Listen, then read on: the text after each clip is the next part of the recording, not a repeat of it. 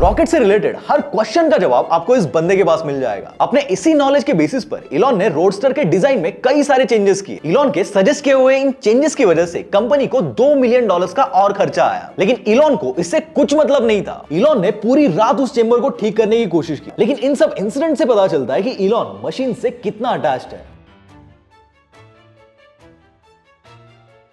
जिस तरह man versus wild वाले बेयर ग्रिल्स का नाम सुनते ही घने जंगल, खूंखार जानवर और कीड़े मकोड़े याद आते हैं, वैसे ही इलॉन मस्क का नाम सुनते ही मशीन्स, रोबोट्स, रॉकेट्स, ऐसी फिजिक्स ओरिएंटेड चीजें याद आती है, जिससे शायद हो सकता है कि फ्यूचर में अगर इलॉन के ऊपर कोई शो बना तो उसका नाम मैन वर्सेस मशीन ही हो। इलॉन जब बहुत छोटे थे तब उनको टॉय रॉकेट्स और एक्सप्लोजिव्स के साथ खेलना बहुत पसंद था। बाद में जब वो थोड़े बड़े हुए और स्कूल जाने लगे तब उन्होंने साइंस फिक्शन पढ़ना शुरू किया, जिससे उनका रॉकेट्स में इंटरेस्ट और भी ज्यादा डीप हो गया। अब क्योंकि इलॉन का कोई दोस्त नहीं था, इसलिए ज्यादातर टाइम वो अकेले ही रहते थे और अपने फ्री टाइम में कुछ ना कुछ अटपटे एक्सपेरिमेंट्स करते रहते थे। जैसे कि एक बार इलॉन ने ब्रेक ऑयल और स्विमिंग पूल में डालने वाले क्लोरीन को मिलाकर धमाका कर दिया था। अब मैंने वीडियो के शुरुआत में ही कहा था कि इलॉन के पापा उनके मम्मी को फिजिकली अब्यूज करते थे, जिसकी वजह से 1979 में इलॉन के पेरेंट्स का डिवोर्स हो गया था। तो उस डिवोर्स के बाद इलॉन 2 साल तक अपनी मम्मी के साथ डरबन में रहने चले गए थे और उनके पापा प्रिटोरिया में रहते थे। लेकिन उसके 2 साल बाद इलॉन वापस से अपने पापा के पास प्रिटोरिया आ गए, जस्ट बिकॉज उनके पापा एक इलेक्ट्रोमैकेनिकल इंजीनियर थे और इसीलिए उनके घर में कई सारे इंजीनियरिंग टूल्स पड़े रहते थे। तो यहीं से यू कैन इमेजिन कि इलॉन को मशीन्स का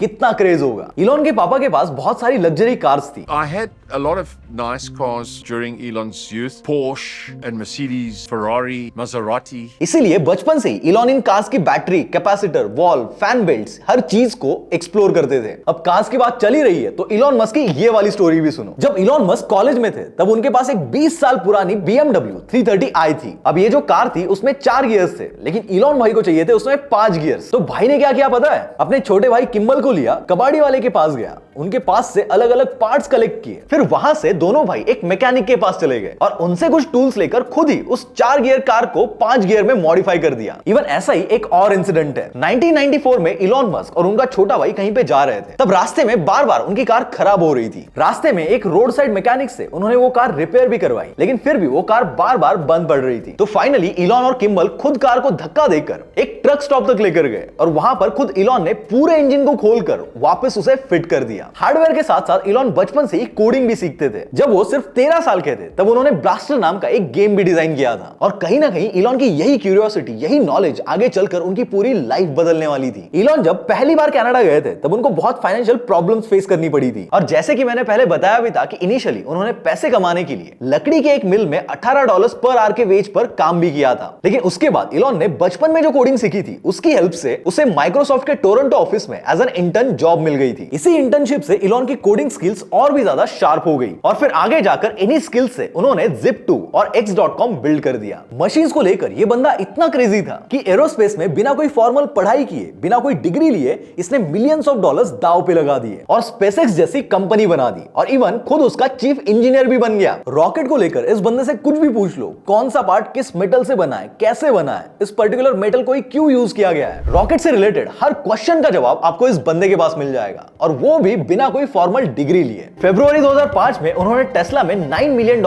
इन्वेस्ट कर दिए, जिससे इलॉन टेस्ला के लार्जेस्ट स्टेक होल्डर बन गए थे। इसीलिए अब वो हर वीक लॉस एंजलिस से सिलिकॉन वैली टेस्ला के हेडक्वार्टर आने लगे और टेस्ला के डिजाइन और इंजीनियरिंग डिसीजन में ज्यादा इन्वॉल्व होने लगे। अब क्योंकि उनका पूरा बचपन फेरारी, पोर्शे, रोल्स रॉयस जैसी लग्जरी कार्स में बीता है तो उन्हें कार्स के बारे में बहुत इन डेप्थ नॉलेज था। इसीलिए वो टेस्ला की कार डिजाइन में बहुत ज्यादा करेक्शंस निकालते थे। एक बार जब वो डिजाइन रिव्यू मीटिंग कर रहे थे तब उनको कार का डिजाइन बहुत चीप और अगली लग रहा था, तो उस मीटिंग में बहुत भयंकर तरीके से गुस्सा हो गए थे। उन्होंने कहा कि हम इस कार को लगभग $1 लाख में बेचने वाले हैं, तो हम ऐसी घटिया दिखने वाली कार नहीं बना सकते हैं। अब वैसे देखा जाए तो इलॉन ने डिजाइनिंग फील्ड में कोई ऐसी फॉर्मल पढ़ाई नहीं की है, लेकिन जैसे कि मैंने बताया कि उनका बचपन एक से एक लग्जरी कार्स में बीता है, इसीलिए वो इजीली आइडेंटिफाई कर पा रहे थे कि टेस्ला के इन कार्स में क्या प्रोज एंड कॉन्स है। अपने इसी नॉलेज के बेसिस पर इलॉन ने रोडस्टर के डिजाइन में कई सारे चेंजेस किए। जैसे कि इलॉन की हाइट 6'2" है, तो ही नोटिस्ड कि उनको कार में एंटर करने में दिक्कत हो रही थी, तो उन्होंने कहा कि कार का डोर थोड़ा और बड़ा बड़ा करो। उन्होंने इंजीनियर्स से कहा कि अगर आप डेट पर जा रहे हो तो एक लेडी इसमें अंदर कैसे जाएगी, इसलिए इसके दरवाजे के लोअर पार्ट को 3 इंच और नीचे कर दो। इसके अलावा उन्होंने कार की सीट्स को कंफर्टेबल बनाने के लिए थोड़ा वाइड करने को कहा। जहां पर फाइबर ग्लास यूज हो रहा था उसकी जगह कार्बन फाइबर यूज करने के लिए कहा, जो कि ज्यादा स्ट्रॉन्ग और लाइट वेट होता है। और तो और इलॉन ने कार के डैशबोर्ड में भी चेंजेस करवाए। इलॉन के सजेस्ट किए हुए इन चेंजेस की वजह से कंपनी को $2 मिलियन का और खर्चा आया, लेकिन इलॉन को इससे कुछ मतलब नहीं था। उनको बस कार को टॉप नॉच बनाना था। इवन इलॉन ने कार की सिर्फ हेडलाइट्स को बेटर बनाने के लिए